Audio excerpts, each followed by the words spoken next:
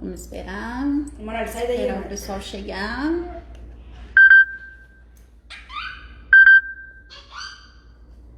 Finalize ela de novo. Vou convidar a Gisele agora.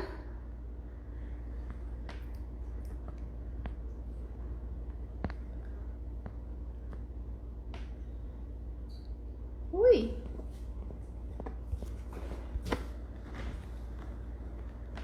A Gisa já chegou aí. Oi, Gisa. Oi, Érica. Vou chamar a Gisa agora. Oi, Gisa. Boa noite, todo mundo. Boa noite quem já entrou, que tá aí com a gente agora ao vivo. Oi. Oi. Boa noite. Boa noite, tudo bem? Tudo bem? Aí é noite também?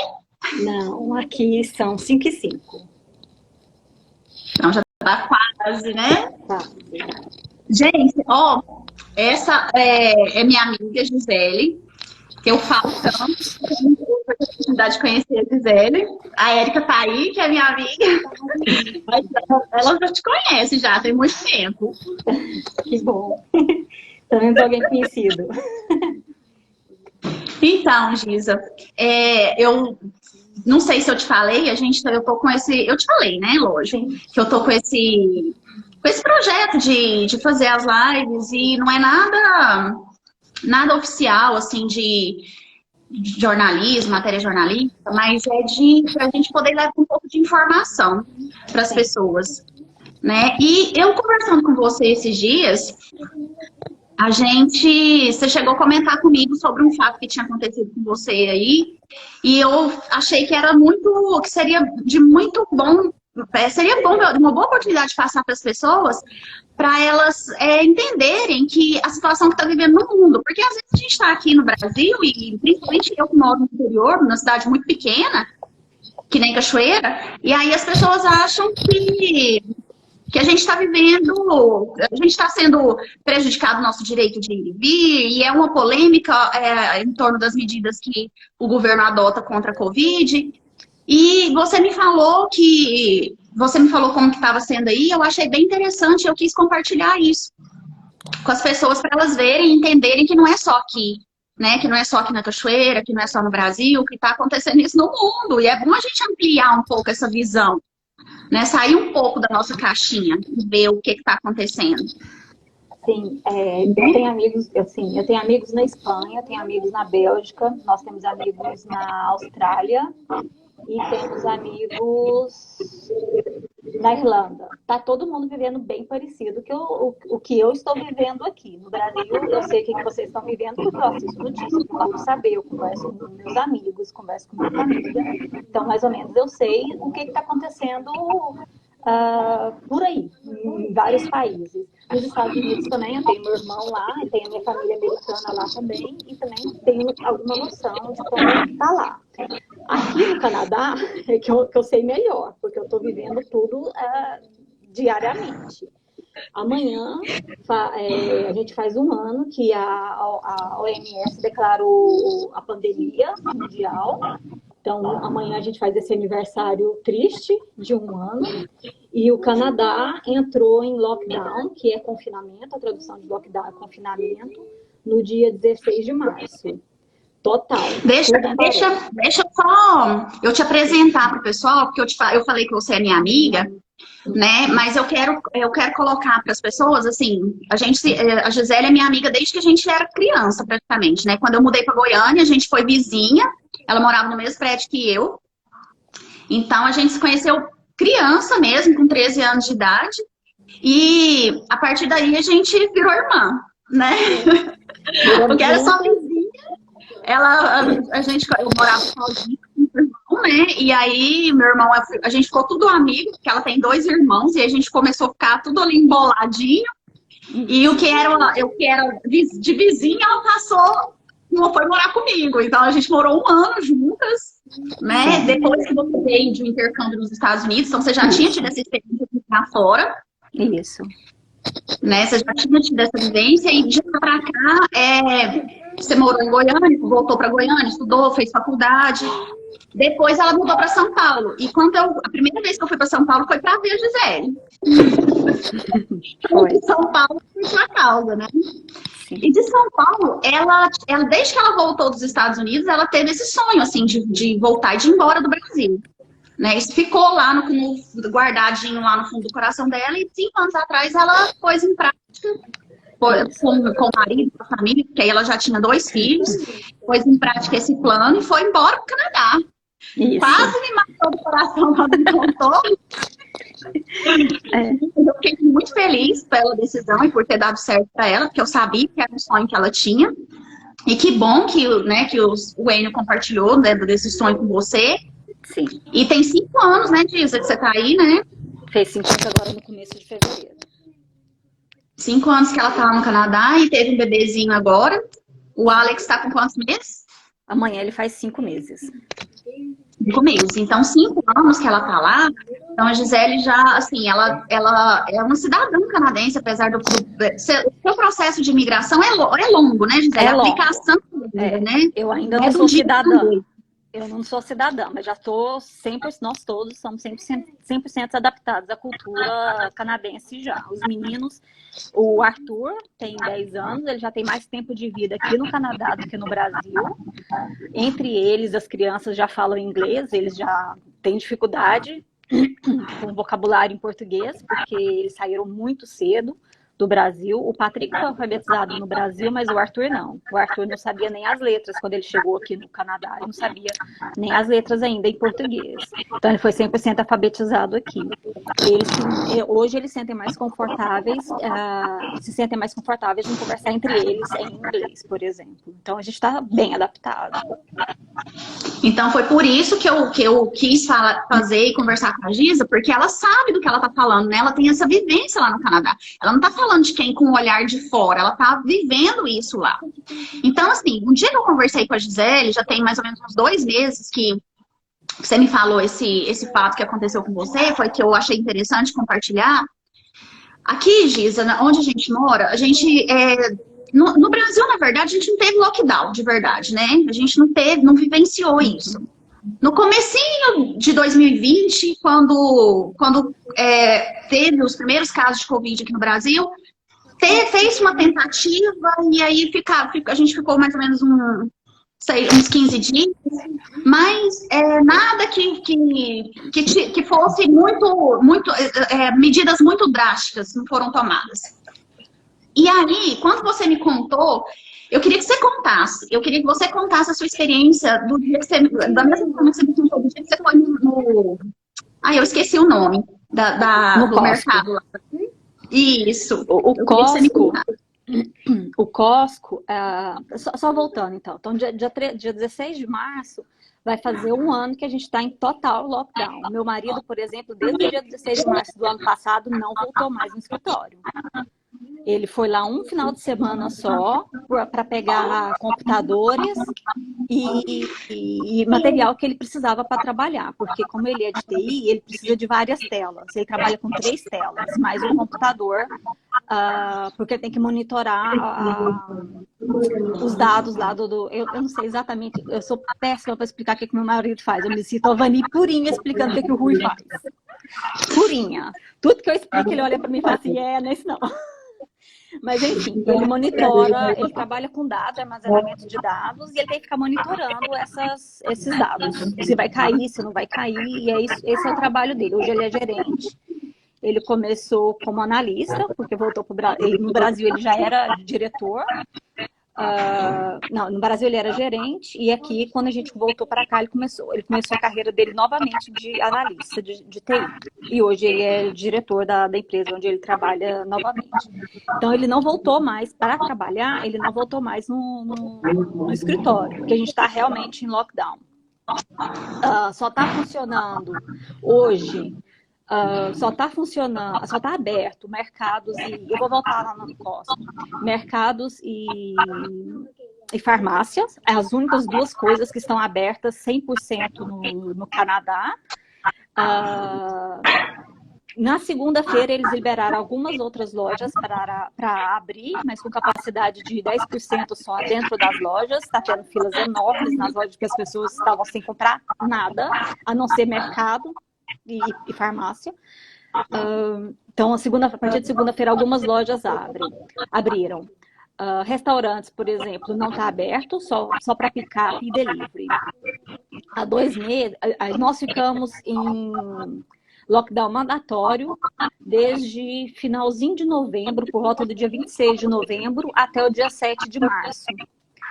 E assim que teve esse lockdown mandatório, eles autorizaram apenas uma única pessoa por família para sair para fazer compra dos essenciais, frutas, verduras, material de limpeza, higiene, só uma pessoa por família que poderia sair para fazer as compras necessárias para a família continuar sobrevivendo. E aí foi quando eu fui no Costco. Para quem não conhece, o Costco é como se fosse esqueci o nome. Sam's Club. O Sam's Club do Walmart. Como se fosse o Sam's Club do Walmart. É o Costco aqui. Ele é americano, na verdade, mas a gente tem ele aqui no Canadá também. Então eu fui no Costco porque a gente está preferindo comprar grandes quantidades e a cada 2, 3 semanas no mínimo sair por causa do vírus. Então eu fui no Costco fazer as compras que eu precisava. Eu tenho um bebezinho, né? Precisava de comprar fralda, principalmente. E me deu um pânico quando eu entrei dentro do Costco, porque tinha funcionários gritando com alto-falantes e placas de mantenha um distanciamento de no mínimo 2 metros. Eles estavam gritando lá dentro, tipo, coisas do tipo, se afastem, não fiquem perto, não fique parado. Distanciamento mandatório. Para mim foi chocante, muito chocante. Nunca imaginei viver isso na minha vida. Até agora, só de falar, me emocionei. Tanto que foi mesmo assim, chocante assim na hora. Eu fiquei assim, quando você me contou, eu fiquei, sabe, porque na verdade é uma situação grave. Eu acho que as pessoas aqui não têm noção da gravidade do que a gente está vivendo, né? Não, eu acho que não. Acho que tanto aqui também tem. Aqui tem em menos quantidade, mas tem um monte de gente anti-máscaras fazendo passeata nas ruas, postando coisas absurdas na internet, dizendo que as máscaras matam as pessoas intoxicadas com gás carbônico por causa da respiração. Aqui não tem o que acontece, mas a gente tem uma frente que tá aí pregando isso também. Então, existem essas pessoas que anti-vacinas, né? Tem um monte de gente falando que a vacina é coisa do governo para mudar nosso DNA, para fazer a gente ficar só obedecer ordens, deixar de pensar por nós mesmos. Então tem essas coisas assim, esdrúxulas que a gente vê, que assim, gente, não é possível, não tem cabimento um negócio desse. Mas as leis, aqui existem leis, como no Brasil existem excelentes leis, mas a diferença eu queria que você falasse, antes de você falar das leis, eu queria que você falasse, terminasse de contar essa história, que você disse que dentro do mercado estava esse clima tenso desse jeito, e aí quando você saiu tinha policial, né? Tinha viatura cercando, né? Dentro, na porta do Costco tinha uma viatura com 3 policiais do lado de fora do carro da viatura, observando se realmente estava a lei da porcentagem máxima dentro do mercado estava sendo cumprida. E nessa mesma semana, o mercado que eu frequento aqui, que chama T&T, tinha recebido uma multa de acho que $150 mil, porque não estava obedecendo essa lei, por exemplo. Então, assim, aqui tem leis excelentes, como no Brasil existem leis excelentes, mas aqui as coisas são aplicadas, as multas são aplicadas, as pessoas são presas, são fechadas, sofrem as consequências mesmo. Aqui não dá para brincar, não. Você notou alguma diferença, assim, entre o primeiro lockdown que foi feito lá no ano passado, em 2020 ainda, e agora, dessa nova onda do Covid? O que você viu que foi diferente, assim? A grande diferença foi, no primeiro lockdown as pessoas respeitaram. A gente quase não via carros na rua. Eu moro de frente a uma avenida principal em Toronto. A gente quase não via carros na rua no primeiro lockdown. As pessoas realmente não estavam saindo. Saíram, assim que entraram o lockdown, a primeira semana, os mercados, as farmácias, as lojas fizeram filas imensas, porque as pessoas ficaram desesperadas, porque o Canadá sofreu muito com o SARS. Então, as pessoas têm essa memória do SARS, esse trauma, na verdade, do SARS, que foi por volta de 2000, só que faltou comida aqui no Canadá, faltou mesmo comida aqui no Canadá. Então as pessoas entraram em pânico, principalmente as pessoas mais velhas que viveram essa fase. Então faltaram muitas coisas nas prateleiras, porque as pessoas realmente estocaram. E o governo falando, pelo amor de Deus, não estoque, não façam isso, a gente está garantindo que não vai faltar, não vai ser como o SARS. Mas aí as pessoas respeitaram. O primeiro lockdown, os primeiros 40 dias, as pessoas respeitaram praticamente 100%.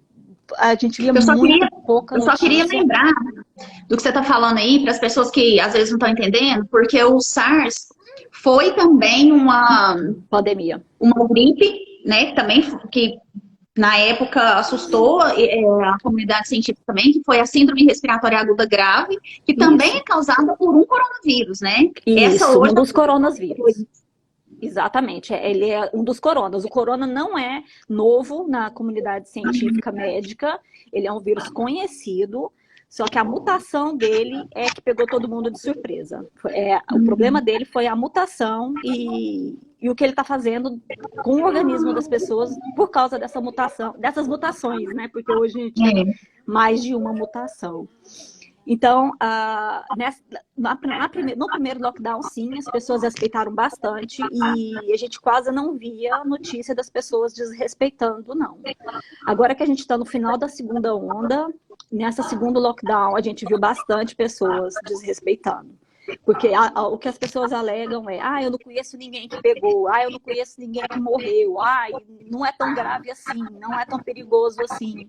Mas não, a gente está vendo que os índices de UTI e de morte tá maior agora na segunda onda, como aconteceu com o SARS e como aconteceu também com a gripe espanhola. E o governo está extremamente preocupado com a terceira onda, justamente por causa das variações. Gisa, esse sentimento que você teve, você compartilhou isso com o Diego, que mora nos Estados Unidos? Ele também notou que isso tem acontecido por lá? Que as pessoas relaxaram nas medidas e estão não dando tanta importância? Segundo o Diego, segundo a minha família americana, que eles moram na Carolina do Norte, o Diego está em Atlanta, lá a grande maioria não está nem um pouco preocupado, principalmente por causa do ex-presidente, né, o Trump, que falava que isso era nada, né, que era uma gripezinha, que não era nada tão sério assim. E ainda os Estados Unidos ainda deu o azar dele ter pego e de não ter sentido muito grave a doença, né? Então ele pegou a fala dele, eu peguei e não tive nada. Então não precisa se preocupar também. E a gente sabe que não é bem assim, né? Tem muita gente em estado muito grave, tem gente em coma há meses, tem gente que morreu e tem gente que vai ter sequelas pro resto da vida. A gente assistiu uma reportagem, tipo no Fantástico, daqui, no domingo, tem uns 3 domingos mais ou menos, de uma moça nova mesmo, na cidade, ela era ativa e ela perdeu o andar. Ela está com problema de andar como se tivesse sofrido um acidente de carro. Ela não consegue andar mais sem andador. E os médicos não estão esperançosos que ela vai voltar. E sequela do Covid. Sequela do Covid. Não estão esperançosos. Ela vai guardar isso pro resto da vida dela. Essa dificuldade de andar para sempre. Porque os médicos não são esperançosos, não. E aí eu tô te ouvindo falar, e aí a gente começa a comparar, né? Porque a gente que é brasileiro, a gente tá aqui, a gente pensa assim, você olha para as coisas que estão acontecendo, para o comportamento das pessoas, aí você fala, porque é brasileiro, né? Porque brasileiro não leva as coisas a sério. E aí, você como psicóloga, porque eu não falei, acho que eu não comentei no começo, mas a Gisele é psicóloga. Primeira não, a segunda formação universitária dela é psicóloga. Você, como psicóloga, Giza, você olha nas pessoas e você vê um comportamento extremamente infantil nessas pessoas? Vejo muito. Tá proibido todo e qualquer tipo de contato ai meu Deus, a palavra me falhou agora, de meetings, de encontros. Tá proibido todo e qualquer contrato, forma de encontros. Casamento mesmo está sendo online, tá ao vivo, presencialmente, tá os pais dos noivos, os noivos e o oficial que está celebrando o casamento apenas. O resto tudo é online. Funeral, só 10 pessoas que podem participar dos funerais.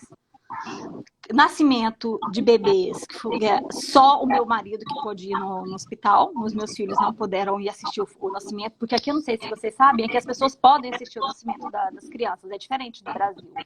A gente pode autorizar mais. A Danila, minha irmã, tá aqui na live, oi, da Bibila. Ela teve um bebê aí, né? Sim. Ela teve um bebê e ela fala, né, assim, o parto é normal, né? Não é cesariano, a cultura é normal. E Sim. As pessoas podem pode ter companhia no quarto, né? Pode participar. Você pode colocar. Eu não sei se existe um limite, eu não sei te falar se tem um limite, assim, posso colocar 20 pessoas? Não sei te dizer se pode colocar 20 pessoas. Mas você pode colocar mais do que só seu companheiro, seu marido, dentro do quarto. Os meninos não puderam ir por causa do Covid, eles não assistiram o nascimento do baby. Eles ficaram em casa com... A gente tem um amigo, uns vizinhos de porta aqui, que é amigos nossos, então eles ficaram em casa, no apartamento, mas os vizinhos ficaram meio que acompanhando de longe, de olho, porque também não podia ter contato com os vizinhos, então eles tinham que ficar mais ou menos sozinhos. Meu mais velho tem 14 anos, então não é algo irresponsável tanto assim, para deixar minha criança muito pequena para ficar sozinha em casa. O que você perguntou mesmo? Não, é isso mesmo, da questão desse contato mesmo. Sim.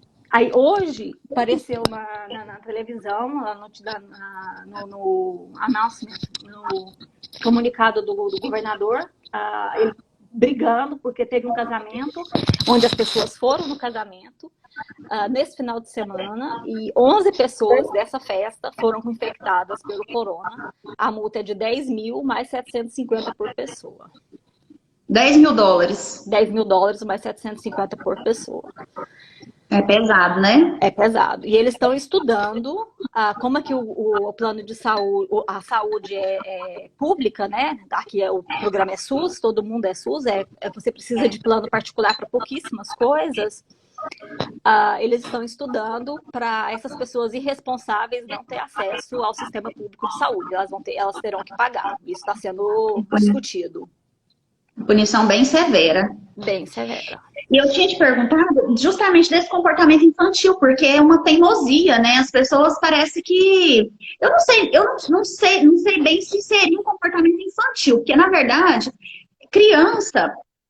Eu notei, pelo menos aqui em casa, eu notei uma certa adaptação bem mais fácil. Uma facilidade enorme das crianças. Eles sentem muita falta dos amigos, muita falta de sair. Comportamento de adolescente. Sim. Eles sentem muita falta dos amigos, muita falta de sair da vida lá fora, né? De restaurantes, parques, brincadeiras. Eles sentem muita falta. Mas toda vez que a gente sai, que a gente precisa de fazer alguma coisa, eles chamam atenção. Mãe, você já saiu semana passada. Mãe, você vai de novo sair? Mas eu esqueci de comprar o leite, ou sei lá, o leite perdeu, alguma coisa assim, eu preciso sair para comprar mais. Aí eles ficam preocupados. As crianças se preocupam muito mais do que os adultos. E eu tenho notado esse comportamento também nas pessoas, não sei se você tem convívio, né, não sei aí, mas assim, as pessoas idosas, os mais velhos, eu também noto que eles são muito responsáveis, sabe? E eles estão com medo, eles são uma parcela, porque todo mundo fala, porque a pessoa quando fica mais de idade, ela fica teimosa, e eu tô notando completamente diferente. Os idosos, eles estão com medo. Eu imagino que seja porque uma pessoa com mais de 60 anos, ela nunca viu isso que está acontecendo na vida dela. Da mesma forma que a gente também nunca viu, mas o mais velho que passou e já viu tanta coisa no mundo, né? Que viu uma revolução de tecnologia, de tudo que eles já viram e nunca precisaram de usar máscara, e nunca viram as pessoas sendo afastadas umas das outras, precisar ser limitado o contato. Então, eu acho que isso também tem ajudado no comportamento dos mais velhos. E é que nem eu estava te falando, né? A gente olha, quem está de fora e quem está aqui no Brasil, a gente olha e pensa e fica bravo com os brasileiros, mas na verdade o comportamento não é de brasileiro, o comportamento é do ser humano, né? É do ser humano. Esse negócio de. Eu sou até contra quando o povo fala, mas isso é coisa de brasileiro, isso é jeitinho brasileiro. Eu fico até chateada, porque não é. Quem conhece, quem já saiu do Brasil, ou quem já teve curiosidade de conhecer outras, de pesquisar mesmo outras culturas, assistir um documentário, sabe, que isso é comportamento de ser humano. Aqui, Donília, os mais idosos, eles estão levando muito mais a sério, porque eles tiveram a experiência com o SARS, então eles têm essa experiência. No Brasil a gente não teve, porque o SARS, na verdade, ele só afetou mesmo o Polo Norte, né? Ele não teve muito problemas no Polo Sul. Então, a gente não tem essa memória do SARS, a gente não tem esse conhecimento do SARS. Até eu, quando ouvi falar a primeira vez do SARS, que os professores da faculdade estavam falando sobre o SARS, que eles estavam preocupados, que pediram para a gente estocar comida, os professores mais velhos, olha, estoca comida, eu estou vendo a mesma coisa que aconteceu com o SARS em 2000. Eu tive que pesquisar, não que eu não conhecia a sigla, eu conhecia a sigla, mas falei assim, mas o que é isso mesmo, né? Eu fui pesquisar, porque eu lembrava da sigla, mas não lembrava o que era. E aí, quando fui pesquisar o que realmente aconteceu aqui, eu vi que eles, eu entendi o medo de um professor meu, um senhorzinho que tinha quase, tá vivo ainda, um amor de pessoa, ele tem quase 80 anos, se eu não me engano ele tem 78, eu vi a preocupação dele por causa disso, porque ele participou disso, e ele estava muito preocupado com nós jovens, que estava, e daí, é só mais uma doença, é só mais uma gripe, é só mais uma coisa do governo. Giza, e a escola das crianças? Porque você, não, eu vou te porque você foi para o Canadá e você fez outra faculdade aí, né? É college, né? College. Você estudou, mas quando você se formou aí, já tinha, foi antes da pandemia, ou não? Não, ou foi eu formei durante, eu estava tendo aula, eu estava tendo o penúltimo semestre, o semestre, na verdade, chama de termo, né? Porque aqui a gente pode fazer 3 semestres por ano, que não é muito comum no Brasil. Então, cada termo tem 4 meses. Então, eu estava fazendo o penúltimo termo, que iria de janeiro a abril. E a gente entrou em lockdown dia 16 de março. Então, eu terminei esse penúltimo termo online e fiz o último termo online também. E os meninos estão 100% com aulas online desde o dia 16 de março. Eles não voltaram para aula presencial. Embora eu tive a opção de colocar eles na presencial. Foi feita uma pesquisa querendo saber quem poderia voltar, porque o ano letivo aqui começa em setembro. Quem gostaria de voltar para o ano letivo presencial a partir de setembro? Foi feita essa pesquisa. Eu escolhi não, porque eu estava grávida do Alex. A gente não sabia o que afetava ainda, se eu pegasse, né? O que o Alex poderia sofrer se eu pegasse. Então eu optei por não mandar eles para a escola. Então eles estão de aula 100% virtual desde o dia 16 de março do ano passado. No começo do ano mesmo, ano de 2021, eles fizeram outra pesquisa perguntando quem é que gostaria de voltar para as aulas presenciais. Eu também falei que não, porque eu tinha só 3 meses, 2 para 3 meses, e eu também preocupada com o Alex e com os meninos também, porque muitas crianças, as pessoas falam assim, mas a criança não está pegando. Não é que a criança não está pegando, as crianças estão pegando, elas não estão tendo muitos sintomas, e muitas vezes a gente nem sabe que as crianças pegaram o Covid. O problema grande que está acontecendo com as crianças é 2, 3, 4 meses depois, que elas estão apresentando um monte de problemas neurológicos, nos nervos, está doendo os nervos, está saindo vários pus, feridas purulentas no corpo das crianças, e isso não está sendo amplamente divulgado, está bem escondido.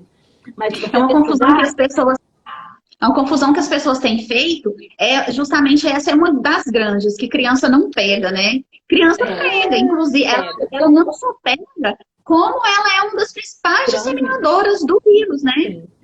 Sim. Porque Por como elas isso não têm que essa sintomas, os restrição avós é abraçam muito por importante. como elas não têm sintomas, não tem nada, não tá tendo nada. Aí o avô vem, abraça, beija a avó, põe no colo, come às vezes até da mesma comida, no mesmo prato. Então, assim, hoje, um dos maiores disseminadores estão sendo as crianças, justamente por essa falta de sintomas. E aí, você falou que você tá com o Alex, né, o bebezinho. E como que foram as suas consultas, assim, durante o pré-natal? Como é que foi? Tudo online também? Então, eu descobri que eu estava grávida do Alex, porque ele foi minha surpresinha de Natal de 19. Eu descobri que estava grávida do Alex em janeiro. Não estava tendo, assim, a gente estava vendo as notícias da China, né, que estava acontecendo em Wuhan, mas não era esse problema grande ainda. Eu dei o azar de ficar grávida, descobri que estava grávida bem quando minha médica estava de licença, estava terminando a licença maternidade dela. Então, eu demorei até a primeira consulta com ela. E logo em março, a gente já entrou em lockdown. E aí, como a médica de família, aqui toda a família inteira passa na mesma médica, que é como se fosse um médico um clínico geral, aliás, é um clínico geral, você passa com ele, a família inteira passa, tanto avós, se quiser, mas o núcleo familiar todo, pais, mãe, pai e os filhos passam sempre com o mesmo médico. E é ela que encaminha, ou ele que encaminha para um especialista. Se você precisar de um ginecologista, de um oftalmo, do que for que você precisa. Qualquer outra especialidade. Qualquer especialidade é ela que encaminha. Você não vai direto no especialista. Aliás, você pode até ir, mas aí a consulta é 100% particular, não tem reembolso. Então, até o obstetra, aqui não é a mesma, ginecologia e obstetra são duas especializações diferentes, é ela que tem que encaminhar. Então, eu demorei a conseguir contato com ela por causa da licença maternidade dela. Ela estava no consultório, me mandava por e-mail os exames que eu precisava fazer direto para o laboratório. O laboratório entrava em contato comigo para marcar um horário para fazer os exames. E a gente não acessa os nossos exames aqui também. É raro a gente pegar um exame. O exame vai direto para o médico. Porque eles falam que a gente não é especialista, que a gente não entende, a gente vai pesquisar no Google e aí vai dar problema. Então, a gente não recebe exame. Vai endoidar. Vai tudo direto pro médico. É do laboratório pro médico, do médico pro laboratório. Então, eu fiz acompanhamento até conhecer a minha obstetra 100% virtual. Eu conheci minha obstetra com 32 semanas. Pessoalmente. Nossa. Por causa do Covid. Não porque é assim, é por causa do Covid. Aí, com 32 semanas, eu comecei a fazer, porque ela começou a precisar de me ver, a fazer toque, exame de toque, essas coisas. Porque também não faz exame de toque antes da 32ª semana, não. Só a partir daí que ela faz, todo mês. Antes disso, e não te deu medo, assim, de estar em casa e consultando? Não deu por ser o terceiro, né? Não deu por ser o terceiro. E eu estava estudando. Mas a gente quer. Eu não sei se tem diferença, melhor eu falando. A gente que é brasileiro, a gente gosta de ir no médico fazer ultrassom, ver como que o bebê tá, né? Acompanhar o crescimento. Isso. Ultrassom eu fiz só 2. Ultrassom eu só fiz 2 a gravidez inteira. Dos meninos também? Não, dos meninos eu fazia todo mês. Tá vendo? Pois é, isso não te deixou apreensiva também? Não foi um fator a mais para mexer com o emocional, não? Donília, assim, ó, se eu falar que não, eu tô mentindo. Mas eu tentava ficar calma, porque eu estava estudando para fazer psicologia puerpéria. Ai, dificuldade de falar as coisas. Eu queria trabalhar com gestante. O meu foco era trabalhar com gestante. Uma mulher, a partir do momento que ela decidisse ficar grávida, ou que ela se descobrisse grávida até uns 7 anos de idade das crianças. Então, eu estava fazendo especialização nessa área. Então, algum conhecimento eu tinha. Claro que quando é com a gente, você sabe que a gente não é especialista em nada, né? Quando é a gente não é especialista. Esquece tudo, não aplica. A gente é... Só um pouquinho. Desculpa. A gente é uma pessoa comum chucra que não sabe nada da vida. Tudo a gente tem dúvida. A gente pergunta 1000 vezes aquelas coisas que a gente sabe que é óbvio. Mas eu tentei ficar calma, porque apesar, eu estava longe do meu médico de confiança, eu não conhecia a obstetra, nem pessoalmente.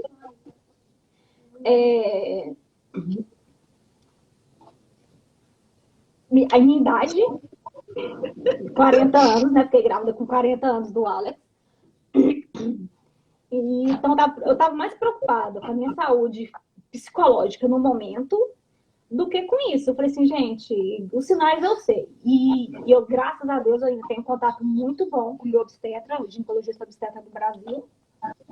E eu sabia que na emergência eu poderia entrar em contato com ele e tirar alguma dúvida. Perguntar, doutor João Paulo, amo de paixão.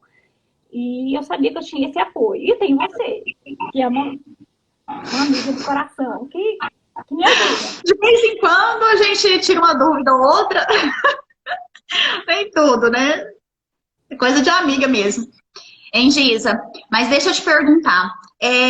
Nessa história que a gente tá falando, tanto das consultas, desses procedimentos, nenhum momento, assim, você não ficou com medo de estar aí, ou de alguém aqui no Brasil contrair a virose, você não poder estar aqui, porque teve toda essa história também de não poder fronteira, né? De não poder viajar, e de você não poder visitar. O Canadá está com as fronteiras fechadas desde... Ixi, eu não vou lembrar.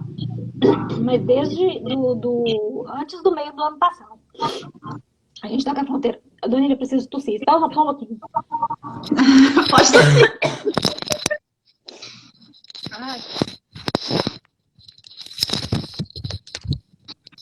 Desculpa. Imagina, eu também tosso. Eu converso demais, fico com a boca seca. Então, as fronteiras estão fechadas já tem bastante tempo. As fronteiras do Canadá estão fechadas. Com os Estados Unidos estão fechadas. Os países? Então, vou chegar lá. Com os Estados Unidos está fechado, acho que praticamente desde sempre, por causa da bagunça que está lá nos Estados Unidos. Então, americano não está entrando no Canadá de jeito nenhum. E o Brasil foi fechado assim que descobriu a variação brasileira, a P1. De Manaus? A fronteira. Isso, de Manaus. Aqui estão chamando de P1. Eles estão evitando colocar nomes, igual não chama de China virus, igual o Trump fala, para evitar preconceito, né? Então, eles não estão chamando de o vírus do Brasil, o vírus de UK e o vírus da África. Todos elas têm um nome. O Brasil é P1, de UK é B115, eu acho, ou 7. Então, elas têm um nome. Eles evitam. Então, com o Brasil fechou assim que foi descoberto essa variação em Manaus. Fechou a fronteira com o Brasil, não está chegando voo de lá para cá. De UK, só você tem que ter uma desculpa muito grande para entrar no Canadá, se você for de UK. E os outros países depende de como que está a situação dos outros países. Se estiver meio bagunçado, como está nos Estados Unidos, no Brasil, em alguns outros países do mundo, eles estão evitando os voos. Se for tipo com a o Nova falou é o Reino Unido, né?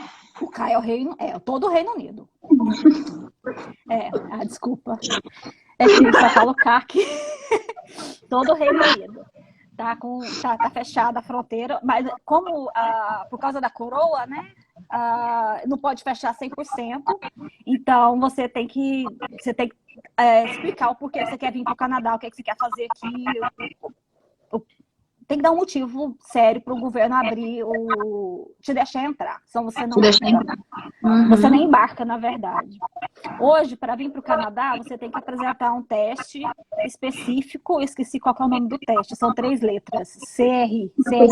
RT-PCR. É o RT-PCR. Exatamente esse aí. Você tem que apresentar somente esse exame negativo com no máximo 72 horas antes de embarcar. O resultado desse exame tem que estar no máximo com 72 horas antes de embarcar. Aí você consegue embarcar.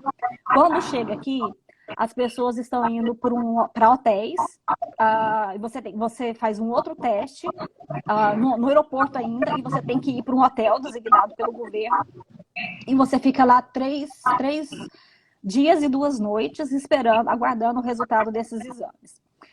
O custo desse hotel é 100% pago pela pessoa que está chegando, e é $2.000 por pessoa. Então, por exemplo, na minha casa, que somos 5, é 2.000 vezes 5. Então, dificulta para a pessoa quiser, mesmo se ela insistir, vai dificultar o máximo. Tipo assim, não é pra vir. Você entendeu que não é pra vir? Não é pra vir. Eu deixo você entrar, mas as condições são essas. As condições são essas. 3 dias e 2 noites num hotel designado pelo governo, a custo de $2.000 por pessoa. Esses 3 dias. Depois que se você tiver um resultado positivo, você vai para uma facilidade do governo, para um hospital, receber tratamento ou acompanhamento, dependendo da gravidade que você tiver. Vou pegar aí. Pode pegar. Se for negativo, você não pode ir visitar os seus amigos. Por exemplo, vamos supor que você vai, mas eu vou pagar e eu vou visitar a Gisele de qualquer forma. Do mesmo jeito, eu vou lá no Canadá e vou visitar ela.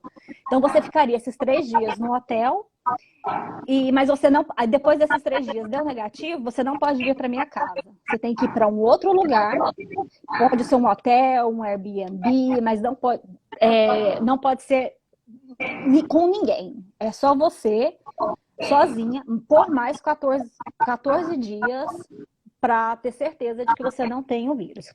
A quarentena de 14 dias. Então, para você vir me visitar, você vai ficar em quarentena pelo menos 17 dias antes de me ver.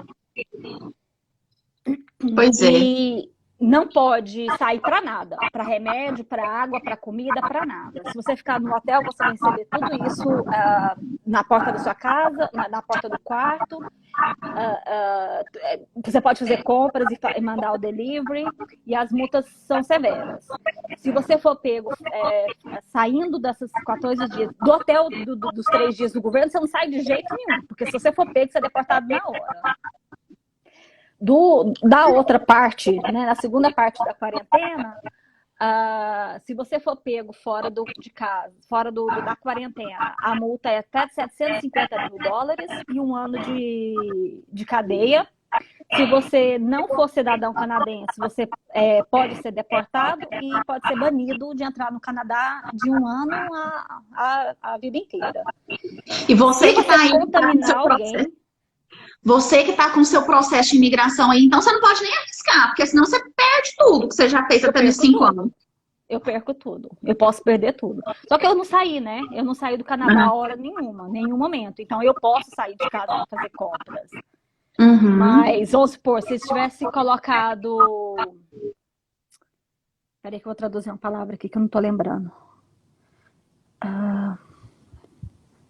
É porque a Gisele tem dificuldade agora para lembrar a palavra em português. Não, gente, desculpa. Não é frescura. Não é frescura mesmo. A gente esquece as coisas. Mas é o treinamento, né? É normal a gente esquecer mesmo. A gente não, você. Se Ontário tivesse dado toque de recolher, como foi, como aconteceu em Quebec, Ontário é o estado que eu estou, na verdade eles não chamam de estado, eles chamam de província. Quebec é uma outra província aqui do lado, é a província francesa do Canadá. Lá teve toque de recolher. Se tivesse tido toque de recolher em Ontário e eu tivesse saído, eu estava sujeita a todas essas regras.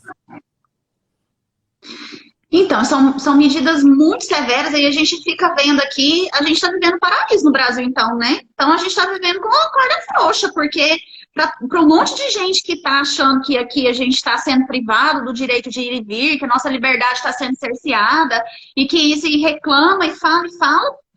Olha, a gente teve toque de recolher aqui na cidade agora, esses dias agora, o prefeito aqui decretou toque de recolher às 10 da noite.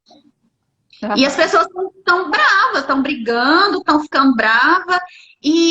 Só que eu falo também, sabe, que Por isso que eu te falei do comportamento infantil, porque as pessoas também ainda não entenderam que se não fosse por causa do mau comportamento delas, o governo não precisaria intervir. Não, Né? não. Se todo mundo se conscientizasse, fizesse a sua parte direitinho, a gente não precisaria de alguém ditar ordens pra gente, né?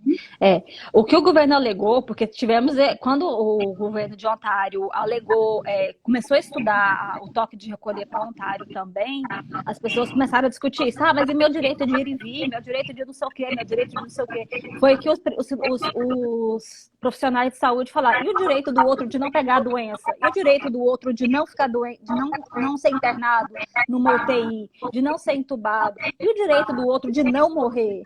Então, esse direito sobressai ao direito de ir e vir do cidadão irresponsável. Com certeza. Giza, e assim, você tem notado assim, isso ajudou aí? Como que tá o número de casos? Ajudou, Donília. Eu tenho aqui os dados para você.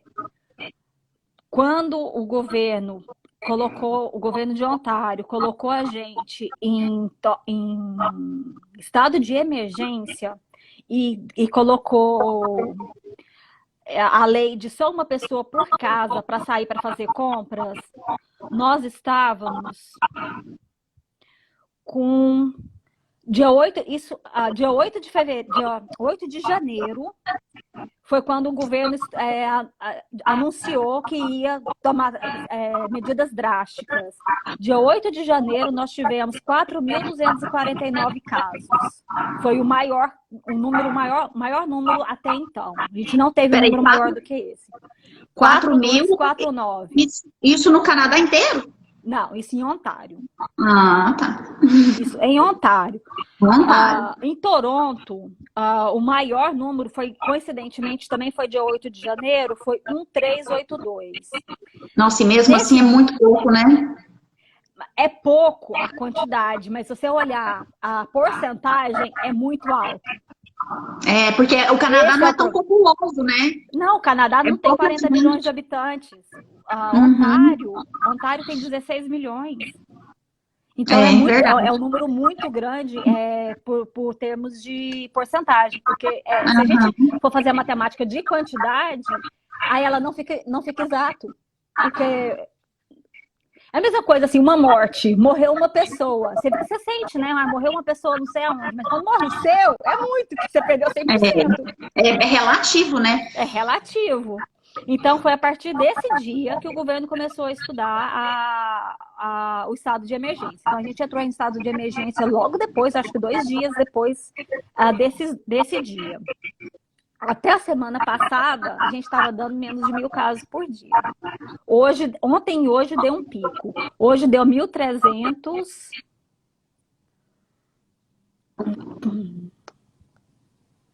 Hoje o nosso número foi de 1.316 com 19 mortes.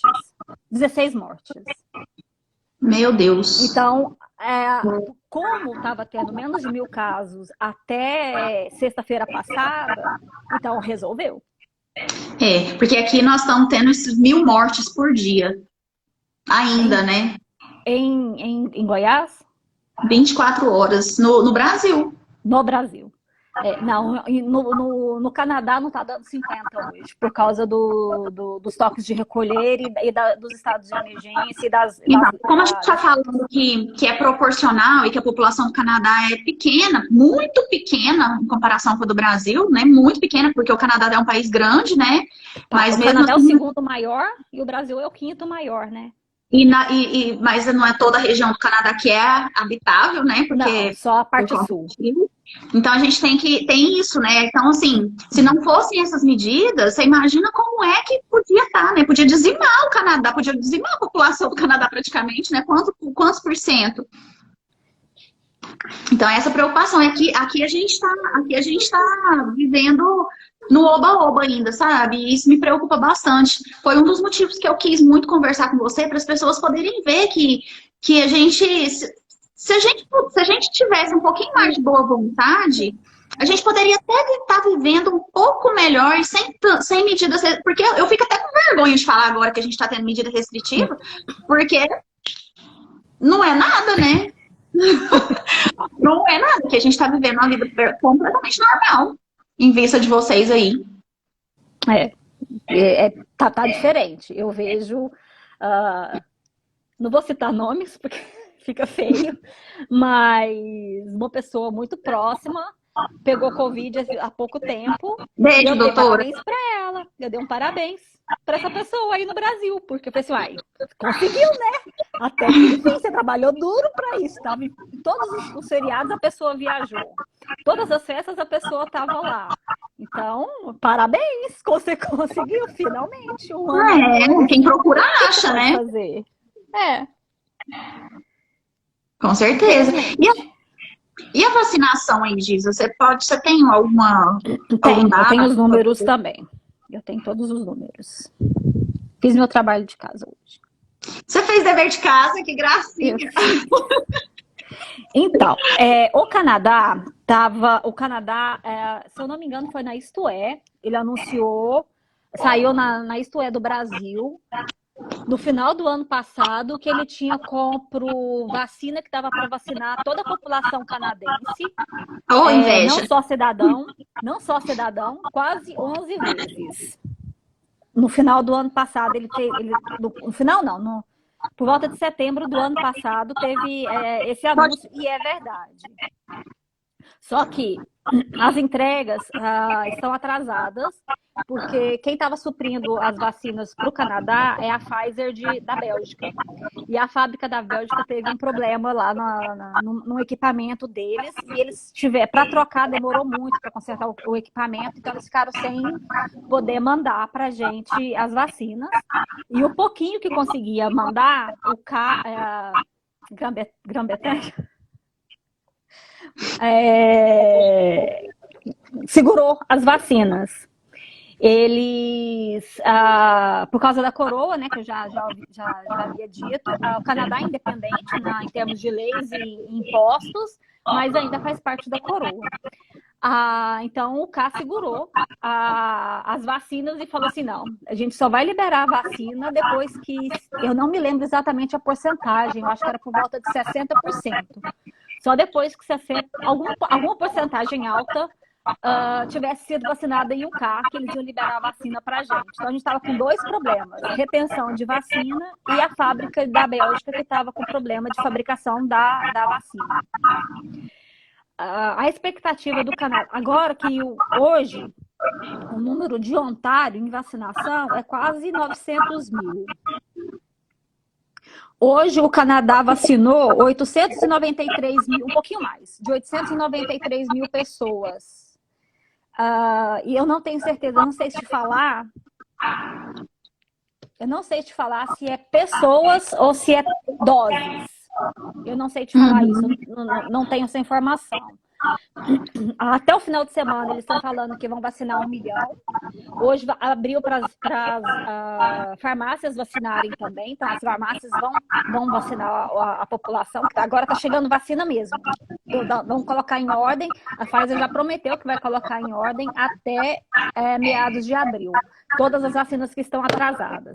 Então a gente o Canadá está na expectativa de receber milhões de vacinas até o final até 15 de abril. E até o final de semana a gente vacina 1 milhão em Ontário e até o final de março 2 milhões. O governo está categórico, tanto o governo federal quanto o governo provincial, que até o final de setembro, todo mundo que quiser ser vacinado terá tido as 2 vacinas, porque aqui não vai ser mandatória as vacinas.